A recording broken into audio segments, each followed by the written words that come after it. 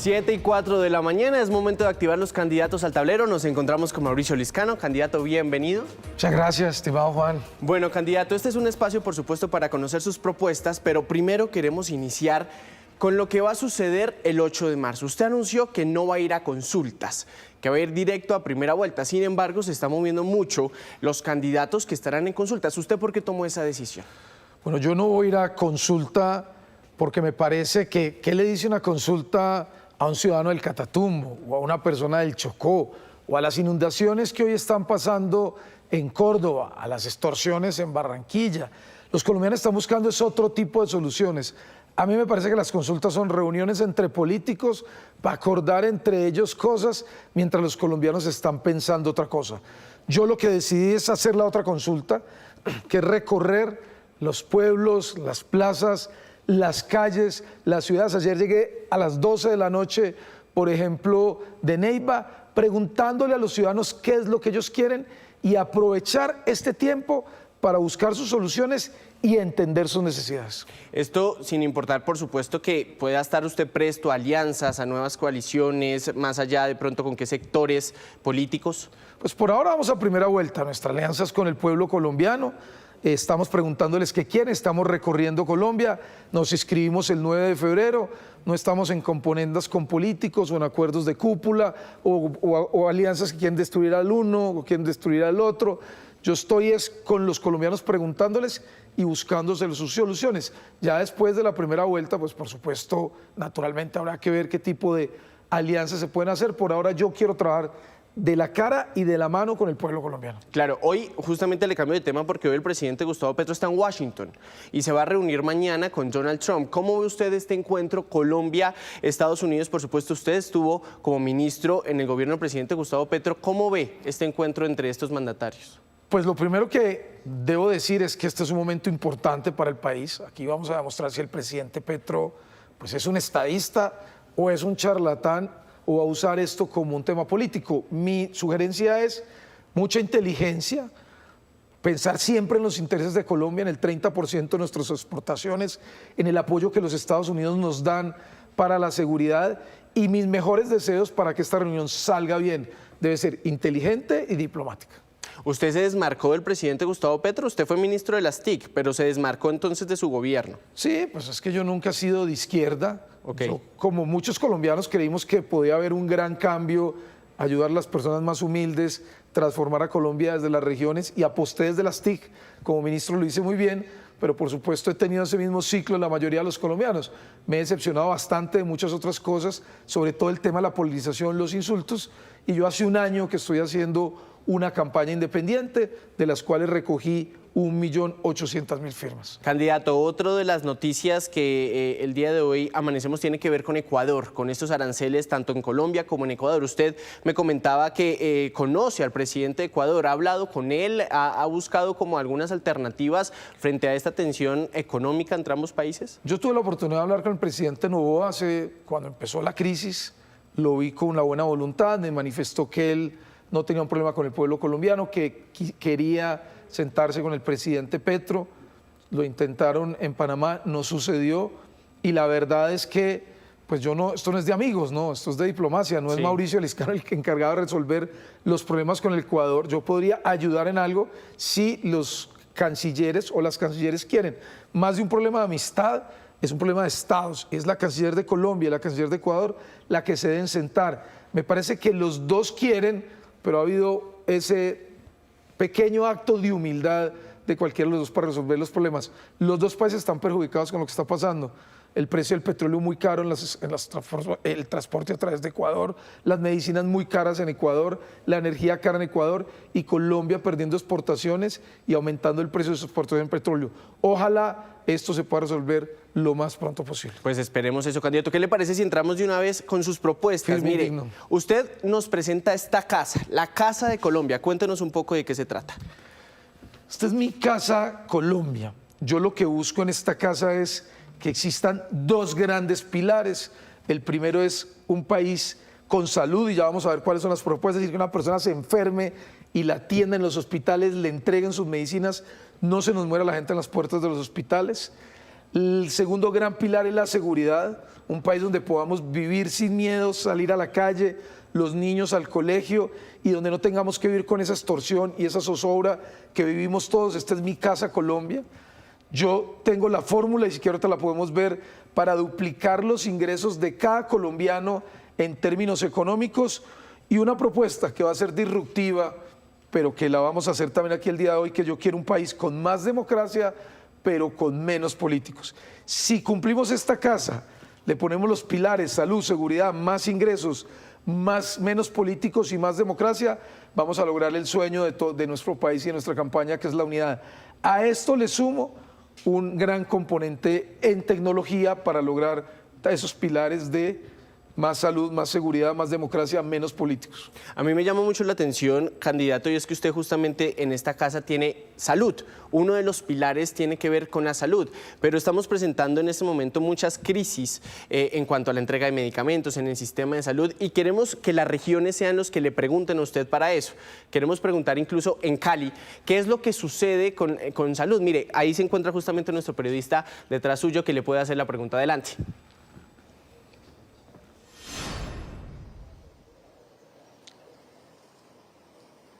Candidato Nicolás, audiencia, buenos días. Efectivamente,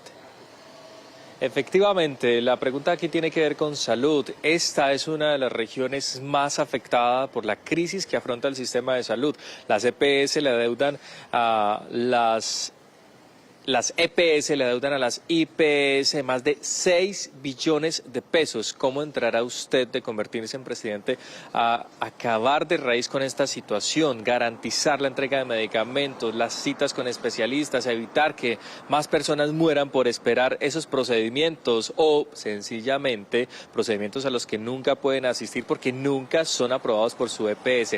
¿Acabará usted con ellas? ¿Las intervendrá? ¿Qué propone? ¿Un nuevo sistema de salud?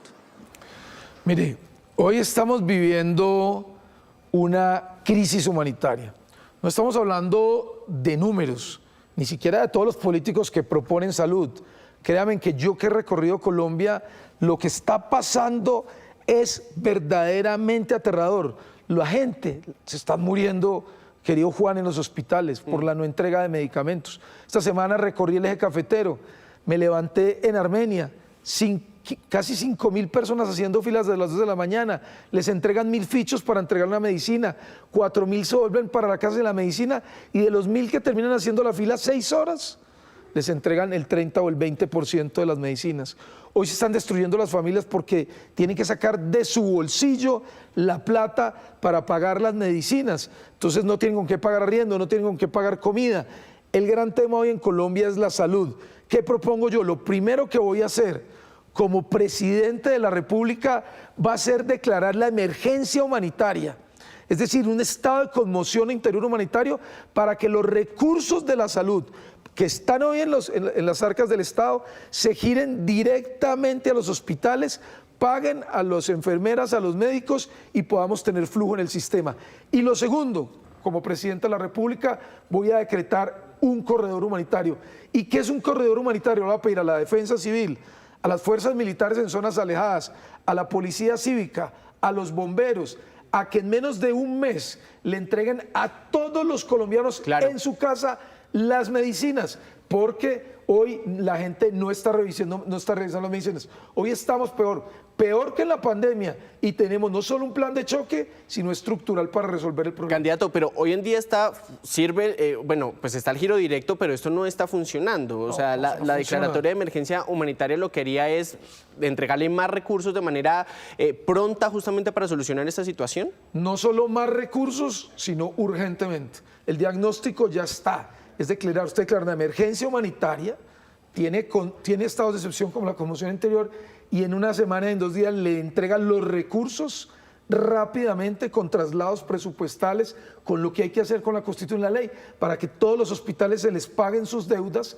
en menos de un mes y le inyectemos al sistema, porque hoy hay mucha burocracia en que la glosa, la no glosa, la EPS que se está quebrando, la EPS que está intervenida, la plata que no aparece. Es decir, tenemos que tener un mecanismo jurídico que en menos de un mes, mi predicción como presidente, le entregue esos recursos a los hospitales, le paguen a la salud y declarar emergencia humanitaria. Es que mire, hoy estamos peor que en pandemia, Por eso yo propongo un plan de choque, que se haga como hicimos en pandemia. Es decir, todo el sistema del Estado al servicio de resolver los problemas de esos miles de colombianos que hoy se están muriendo y que realmente hoy son mi gran preocupación. ¿Promovería una reforma de la salud como está sucediendo ahorita en el Congreso de la República? Por supuesto, no la reforma de Petro, pero el sistema de salud está colapsado, destruido. Este gobierno lo destruyó en estos meses, lo poquito que había, porque también iba muy mal, y estoy convencido de que sí se necesita una gran reforma. Pero los colombianos no pueden esperar más a una pelea entre políticos como la que vimos en este gobierno, 3 años, la oposición, el gobierno, y vuelve y presente la ley. No, ya la gente está muriendo. Yo no creo que podamos esperar a una ley.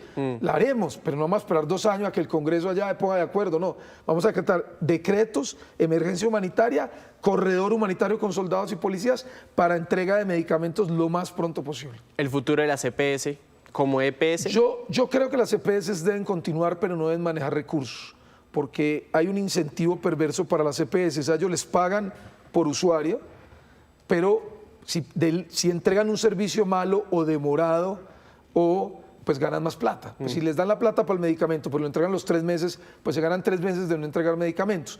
Yo creo unas EPS que administren el sistema, referencia y contrarreferencia, pero que no manejen recursos. Los recursos deben ir con tecnología desde el gobierno directo a los hospitales y que las EPS solo hagan referencia y contrarreferencia y se les pague por indicadores de gestión, de atención y de eventos. Es decir, atienden la gente bien, mejoran los medicamentos, hacen prevención, entonces tienen unos indicadores donde se les pagan los recursos por resultados, no como está hoy, que les pagan, atiendan o no atiendan y les pagan fijo. Y además, hay que decirlo, también lo quiero decir aquí, hay una enorme corrupción en el sistema. Como el sistema no tiene toda la plata, entonces ¿a quién les pagan? Al que le da la plática al tesorero, al que le da plática al gerente del EPS, al que le da la plática al tal, al gerente del hospital. Hay una onda de corrupción alrededor del sistema, precisamente porque el sistema tiene menos recursos de los que se necesitan. Mire, candidato, hablemos ahora del otro pilar, que usted menciona, el otro pilar, que es seguridad. Vamos con el tema de seguridad. Usted tiene un punto muy específico, nombrar un general activo como ministro de Defensa. ¿Por qué? Mi principal propuesta como presidente de la República será nombrar un militar activo, un general activo. No lo hemos tenido hace tiempo, ahora tenemos uno, pero es retirado, para que dirija las fuerzas militares. Estamos cansados de políticos que mandan y manejan a los militares. Ellos no saben, zapatero a sus zapatos. ¿Quién es el que sabe de seguridad? Pues los militares.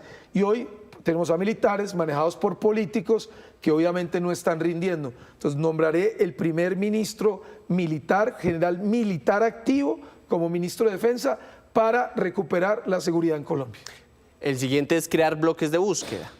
Sí, los bloques de búsqueda, para quienes están más jóvenes de pronto no se acuerdan, pero los más viejitos sí. Los bloques de búsqueda fue un modelo más exitoso en la historia de Colombia de lucha contra la inseguridad. Cuando Pablo Escobar y el cartel de Cali tenían en jaque a Colombia, Colombia creó un modelo de bloques de búsqueda, que eran grupos élites con alta inteligencia, con ayuda de los Estados Unidos y con recompensas millonarias en dólares en televisión. Yo voy a crear estos bloques de búsqueda para acabar las estructuras criminales, para derrotar las estructuras criminales. Vamos a volverle la seguridad, objetivos de alto valor. Vamos a perseguir al ELN, al Clan del Golfo, a las bandas, a las disidencias, sacaremos la paz total. Y estos grupos nos van a recuperar la autoridad en las regiones, en el Cauca, en el Catatumbo. Lo hicimos con grupos tan poderosos como Pablo Escobar y el cartel de Cali, no lo vamos a hacer hoy. Bloques de búsqueda para que los colombianos puedan vivir sin miedo. Candidato, pero ¿acabaremos la paz total? ¿La paz total en su gobierno no estaría? Totalmente se va a acabar, porque ha sido el desastre total. Es la base del desorden que tenemos en todas las regiones, con una gran cantidad de negociaciones con bandidos, narcotraficantes, y nadie sabe eso en qué va, qué resultados ha presentado. Entonces yo sí estoy convencido de que necesitamos... Pero buscaría diálogo. Pero más adelante, cuando el Estado recupere la autoridad. Okay. Es que diálogo sin autoridad del Estado no tiene sentido. Uno no se puede sentar en una mesa donde el bandido sea más fuerte que el Estado. Cuando el Estado sea más fuerte, ahí pensaremos en diálogos de paz. Yo no tiraría las llaves de la paz al fondo del mar, pero en estos momentos hay que organizar la casa. Cuando tengamos la casa en orden y cuando tengamos la casa con autoridad, volveremos a pensar en diálogos de paz. Mire, en varias ciudades tenemos muchos problemas sobre la extorsión. Usted estaba diciendo que ha recorrido justamente diferentes territorios.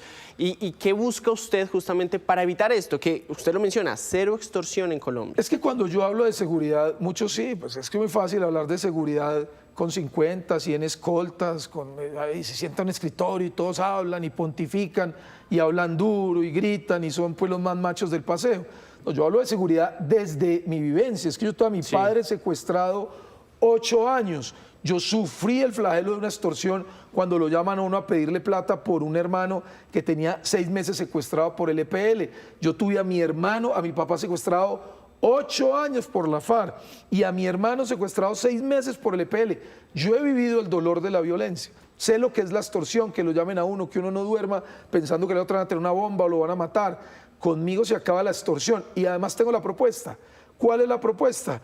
Tengo el software que lo diseñé cuando fui ministro de las tecnologías y no alcanzaron a implementar para ponerlo en los operadores de telefonía celular, eliminar las llamadas desde las cárceles, 68% de las llamadas de extorsión vienen de las cárceles. Haríamos solo con una sola decisión de 1 minuto, nos demoramos en quitar el 70% de la extorsión y el otro 30% lo vamos a hacer con recuperar el Gaula, ir casa por casa y además tecnología. Ya hay tecnologías que permiten, como Truecaller y otras, saber de dónde origen las llamadas, por qué las llaman, que automáticamente se graben y que automáticamente caiga el Gaula a capturar a estos bandidos y a proteger a las personas. Conmigo se acaba la extorsión. El gran flagelo hoy en Colombia se llama extorsión. Mire, candidato, sigamos con sus propuestas. Más democracia, menos políticos. Habla de una democracia directa digital, de presupuestos sin políticos y de cero corrupción. ¿Cómo va a maquinar, por supuesto, todas estas propuestas que usted tiene acá? Yo me sueño un país diferente. Nosotros no podemos hacer las mismas cosas con los mismos problemas que las causaron. Yo veo un país dando vueltas alrededor de las mismas cosas. Por eso he dicho, la tecnología tiene que transversar la seguridad y la salud y la tecnología para cambiar nuestra democracia. Hoy nuestra democracia está en crisis, totalmente en crisis. La democracia representativa en el mundo está en crisis. ¿Qué es crisis? Políticos comprando votos, políticos profesionales. Usted va, entonces el representante de la Cámara Liberal está con el conservador, el otro está con el otro. Es decir, tenemos unos políticos profesionales que le han fallado al país y que no le han resuelto los problemas a los colombianos y que inundaron este país por corrupción, simplemente por sus propios intereses. ¿Qué propongo yo? Menos políticos y más democracia. ¿Esto qué significa? Democracia directa. Hoy tenemos una herramienta que es la tecnología, yo soy experto. ¿Yo qué propongo? Más referendos permanentes. ¿A través de qué? Pero aquí no lo tengo, el celular. Ya lo hacen países como Estonia, Suiza, donde usted a través del celular puede votar muchas de las políticas públicas del Estado. Yo propongo presupuestos participativos, no los políticos allá decidiendo los presupuestos para ellos meterse en la plata. ¿Pero entonces disminuiría curules en el Congreso? No disminuiría curules en el Congreso, sino disminuiría las funciones del Congreso frente a las decisiones participativas. Es decir, tomaría muchas decisiones. El 30% del presupuesto del país lo haría de manera directa con los ciudadanos. Le diría que fin a los políticos profesionales. Los congresistas no deberían ir más de 2 periodos al Congreso de la República.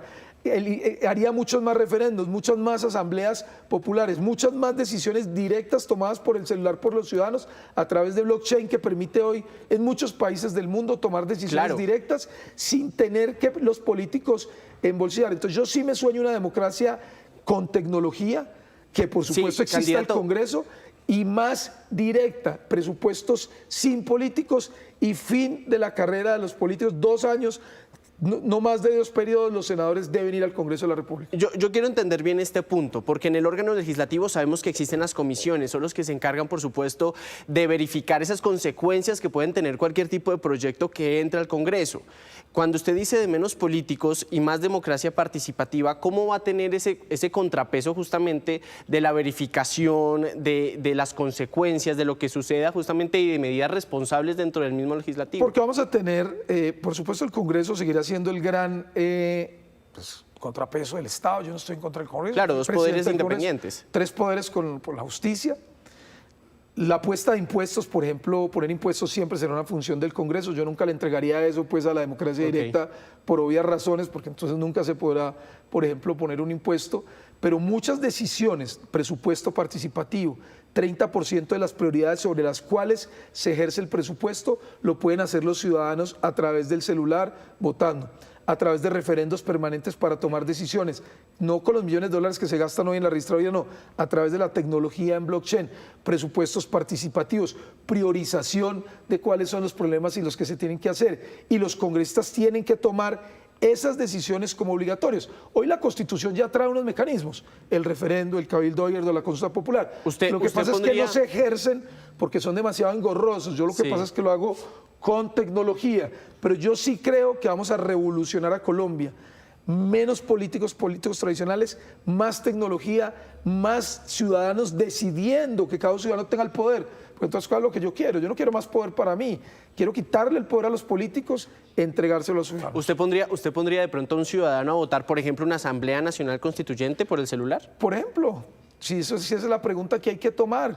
O yo pondría a un ciudadano a votar, por ejemplo, cuáles son las prioridades del país. Muchas cosas se pueden poner a votar por ahí, pero no hacer la asamblea, porque no estamos de acuerdo con la asamblea. Asamblea. No, yo no estoy de acuerdo con la asamblea. Lo que estoy de acuerdo es que, como ejemplo, ese podría ser una pregunta que se le haga a los colombianos si están de acuerdo como referendo, o no, como cualquier como tipo la asamblea. Esa es la diferencia. Continuemos. Cero corrupción. El gran problema que tiene Colombia hoy es que se están robando la plata. O sea, hoy estamos inundados en corrupción. Y nosotros tenemos que acabar con la corrupción. ¿Cómo acabamos con la corrupción? Primero tenemos que hacer un cambio en el sistema judicial.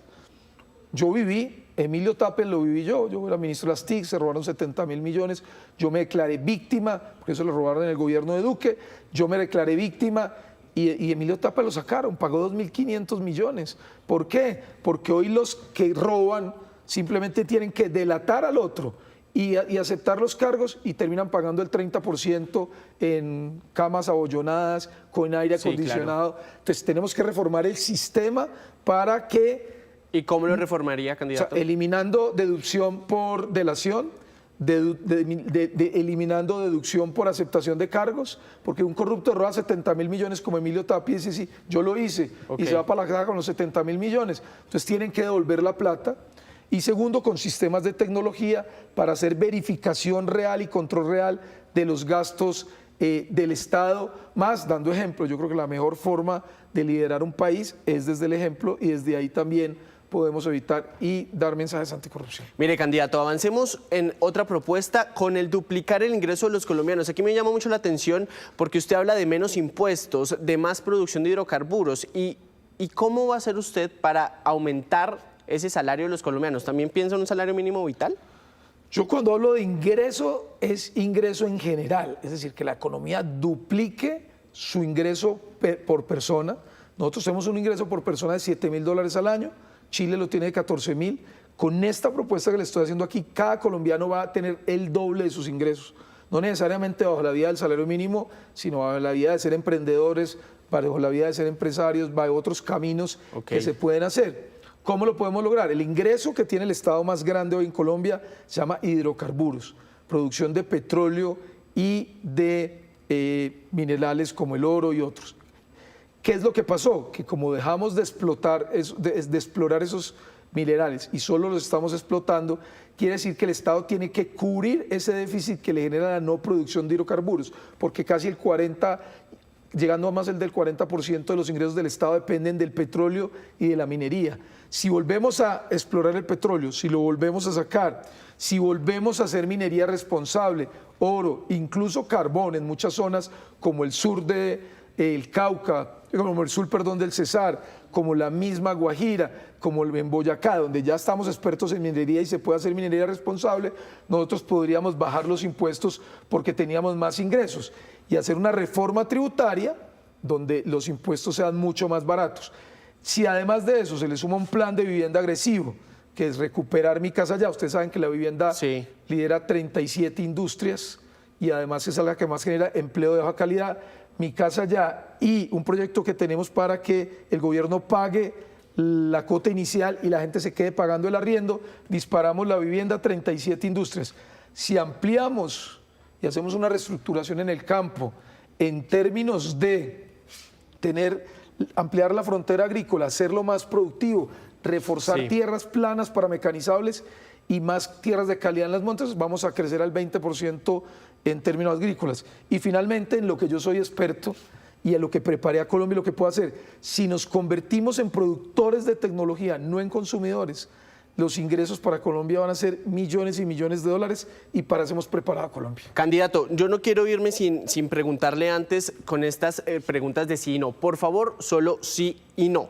¿Tendrá relaciones con Delcy Rodríguez y el gobierno interino de Venezuela? No, porque es el mismo gobierno de Chávez. Allá lo que necesitamos es democracia, que hayan elecciones rápidas en Venezuela con la ayuda de los Estados Unidos. ¿Erradicación voluntaria de cultivos ilícitos? Sí, estoy de acuerdo con la erradicación voluntaria, pero también hay que hacerla aérea porque esa no solo alcanza, también hay que tener drones con glifosato a altura. Ya había mencionado que sí iba a presentar una nueva reforma tributaria. Una reforma tributaria para dar impuestos, 10% a las pequeñas empresas en renta, 25% a las medianas y 30% a las grandes. Voy a poner impuesto a la renta de acuerdo al tamaño de las empresas y simplificar el sistema tributario. ¿Asamblea Constituyente? No. ¿Buscará un salario mínimo vital? Pues todo depende del estado de la economía. Es que el salario mínimo tiene que tener unos elementos de los cuales se tomen decisiones. Inflación, productividad del país. Bájalo en la mitad. Habría que ver. Bájalo ahí en la mitad. Y la última, ¿firmará nuevos contratos de exploración de petróleo? Sí, porque necesitamos ingresos para poder bajar los impuestos. Ahí está, Mauricio Liscano con nosotros. Muchísimas gracias, candidato. Aquí, por supuesto, en Candidatos al Tablero.